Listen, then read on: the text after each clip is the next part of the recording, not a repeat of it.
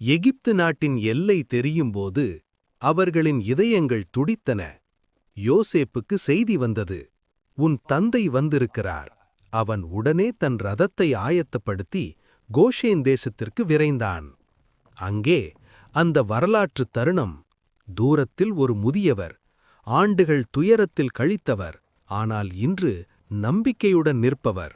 அவன்தான் இஸ்ரவேல்.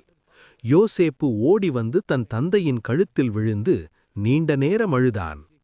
அந்த அணைப்பில் பழைய காயங்கள் கரைந்தன, வஞ்சகம் மறைந்தது, இழந்த ஆண்டுகள் அழுகையில் உருகின. இஸ்ரவேல் சொன்னார், இப்போது நான் சாக தயாராக இருக்கிறேன். நீ உயிரோடு இருக்கிறாய், உன் முகத்தை கண்டேன். பிறகு யோசேப்பு தன் சகோதரர்களை பார்வோனிடம் அறிமுகப்படுத்த திட்டமிட்டான். நீங்கள் மேய்ப்பர் என்று சொல்லுங்கள் என்றான். ஏனெனில் எகிப்தியர் மேய்ப்பர்களை வெறுக்கிறார்கள். அதனால் நீங்கள் கோஷேன் தேசத்தில் தனியாக குடியேற முடியும். இவ்வாறு தேவன் கொடுத்த வாக்குத்தத்தத்தின் ஒரு புதிய அத்தியாயம் எகிப்து தேசத்தில் ஆரம்பமானது. ஒரு குடும்பம், ஒரு வாக்குத்தத்தம், ஒரு தலைமுறை மாற்றம். ஆனால் தேவனின் திட்டம் இப்போதுதான் விரிவடையத் தொடங்கியது.